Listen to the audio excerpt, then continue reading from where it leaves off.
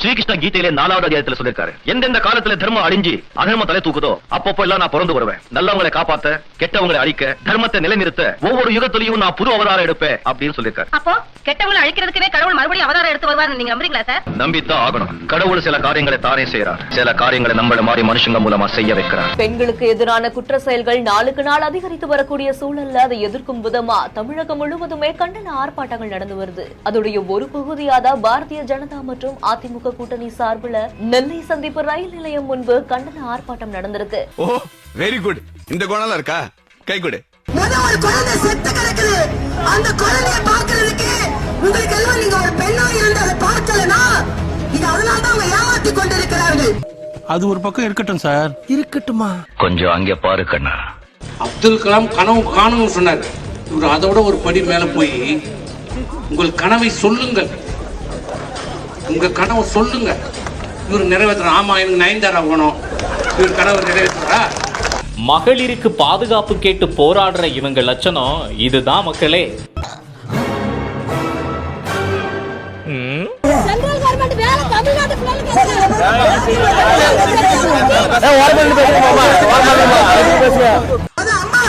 நீங்க முதல்ல ஒரு குழந்தை செத்து கிடக்குது, அத முதல்ல பாருங்க. நான் சொல்றேன், உங்க கனவை சொல்லுங்க.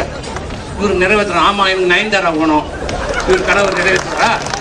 தமிழ்நாட்டில் பெண்களுக்கு பாதுகாப்பு இல்லைன்னு போராட்டம் நடத்திக்கிட்டே ஒரு பெண்ணை பத்தி இப்படி அநாகரிகமா பேசுறீங்களே, இதுதான் நீங்க போராட்டம் நடத்துற லட்சணமா? ஏன் நான் நயன்தாரா வேணும்னு கேட்க கூடாதா? ஏடா பொறம்போக்கு, பொண்ணுங்களை இழிவா பேசி கிண்டல் பண்ற இவன மாதிரி பொம்பளை பொறுக்கி எல்லாம் கட்சியில வச்சுட்டு நீங்களா பெண்களுக்கான ஆட்சியை கொடுப்பேன்னு வாய் கூசாம வெக்கமே இல்லாம பிரச்சாரம் பண்றீங்களேடா அடிமை நாய்ங்களா.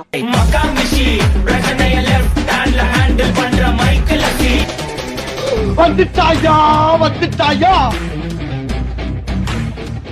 என்ன பாக்குறீங்க? நான் கட்சி ஆரம்பிச்சது மக்களுக்கு நல்லது பண்ண நினைச்சீங்களா? என் டார்லிங் கூட சிஎம் ஆசையை நிறைவேற்றதுக்கு தான். ஆக மொத்தம் எங்க விஜய் அண்ணா 2 ஷாக்கிட்ட மாட்டிக்கிட்டு இருக்காரு. ஒன்னு அமித்ஷா, இன்னொன்னு த்ரிஷா. மேரா நாம் அப்துல் ரகுமான், மேரா நாம் அப்துல் ரகுமான், மேரா நாம் அப்துல் ரகுமான். நீங்கெல்லாம் எங்க பள்ளி வாசலுக்கு வந்து எங்களுக்கு எல்லாம் ரொம்ப பெருமையா இருக்கு. எல்லாம் அல்லாவோட மகிமை. அல்லாவோட மகிமை மட்டும் இல்லைங்க, தேர்தலோட மகிமை. தலையில தொப்பியோட நான் எப்படி இருக்கேன்? ரொம்ப அழகா இருக்கீங்க. நீங்க இங்க தொப்பி போடுறதே நீங்க ஜெயிச்சு பதவிக்கு வந்ததுக்கு அப்புறம் ஜனங்களுக்கு தொப்பி போடாம இருக்கிறதுக்காகத்தான். இப்ப பாரு அவன் பல்ல கடிப்பான் பாரு. போட்டோ எடுறா. விடிய கால எந்த பத்திரிக்கை வருதோ அதுல கொடுத்துருங்க. ஜனங்க எழுந்துச்சுன்னா இவர் மூஞ்சி தான் பாக்கணும். பாத்தியா, சுகர் இருந்தா பிபி இருக்கு, பிபி இருந்தா இப்படி கோவம் வரும். இல்லப்பா, கோவத்தை கண்ட்ரோல் பண்ண கை இப்படி நடக்குதான் செய்யும்.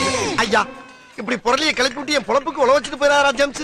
எவ்வளவு படிச்சாலும் புரிய மாட்டேங்குது. எதுக்கு புக்க கொஞ்சம் நேரா வச்சு படிச்சு பாருங்க, புரிஞ்சாலும் புரியும்.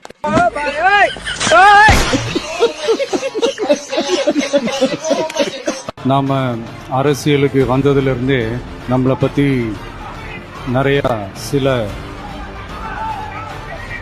வதந்திகள் எல்லாமே சொல்லிட்டு இருக்காங்க இல்லையா? நக்கல்யா அவனுக்கு.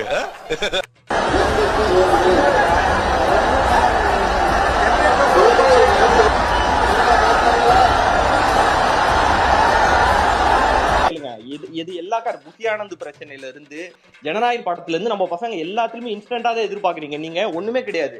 கரூர் பிரச்சனை நமக்கு ஃபேவரா போச்சு சரிங்களா, இன்னொரு பிரச்சனை நடந்தா நமக்கு ஃபேவரா போகுமான்லாம் தெரியாது. ஒரு பழமொழி கேள்விப்பட்டிருக்கேன், வேலையில போறோம் உனக்கு இருந்தாலும் வெளித்தர ரொம்ப ஜாஸ்திப்பா. பிரச்சனைக்கு முழு காரணமே விஜய் வேகமா வராததுதாங்க. எவ்வளவு கேவலமான பிறகு இல்ல நம்ம. 12 மணிங்கிறது 1 மணிக்கு லேட்டாக கூட வரலாம். 1:30க்கு வந்து பேசியிருந்தாங்கன்னா எந்த கூட்டமும் அளவான கூட்டம் தான் இருந்தது. அப்போல்லாம் அது வாட்டுக்கு பேச கேட்டது இவரை முகத்தை பார்த்தீங்க கூட ஓடி போயிடுவாங்க. அவங்க எல்லாருமே வந்து பாத்தீங்கன்னா மதுவுல தான் இருந்தாங்க. அதனால அவங்க கண்ட்ரோல் இல்லை.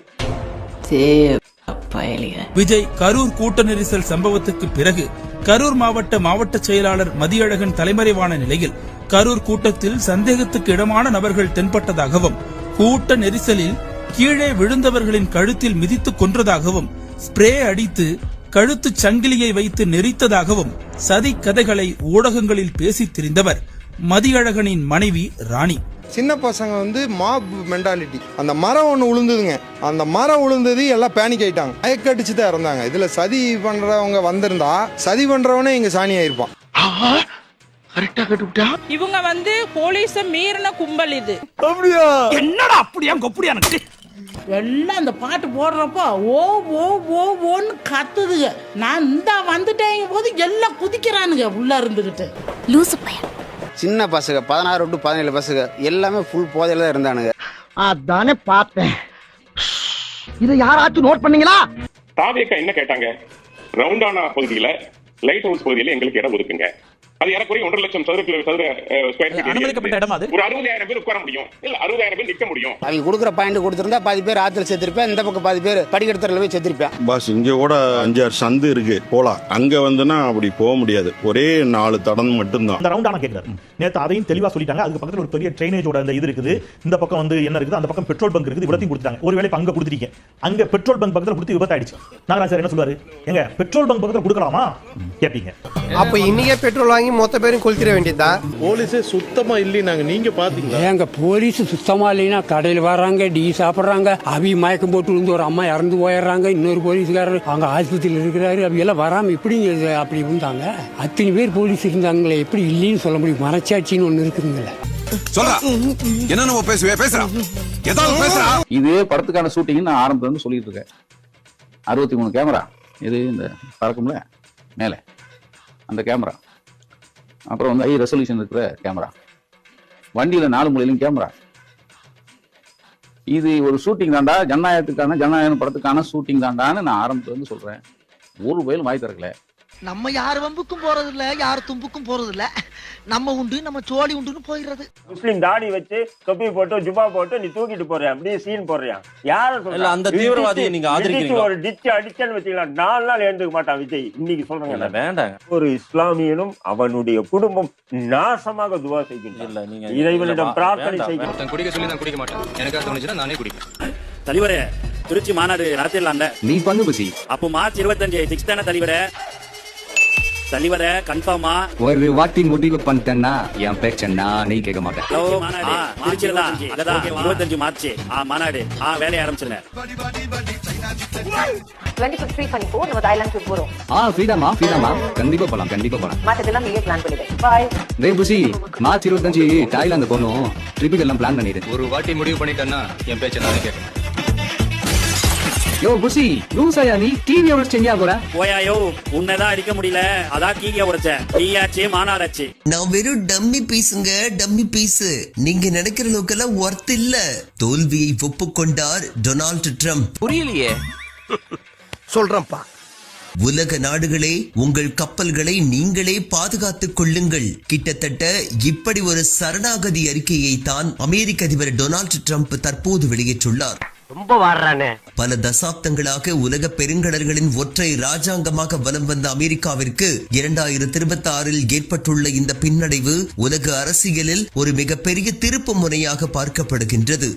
என்னைக்கு எங்க அப்பா இந்த நான்சென்ஸ கையில புடிச்சு கொடுத்தானோ அன்னைக்கு இருந்து பீட உராசிட்டே இருக்குது பாரு. அதானே ஈரானின் ராணுவ கட்டமைப்பை 100% அழித்து விட்டதாக ட்ரம்ப் தம்பட்டம் அடித்தாலும் யதார்த்தம் வேறாக இருக்கின்றது. ஹார்முஸ் ஜலசந்தியை திறப்பதற்கு சீனா, பிரான்ஸ், ஜப்பான், இங்கிலாந்து போன்ற நாடுகள் இனி தங்கள் சொந்த போர் கப்பல்களை இங்கே அனுப்ப வேண்டும் என்று டொனால்டு ட்ரம்ப் தெரிவித்துள்ளார்.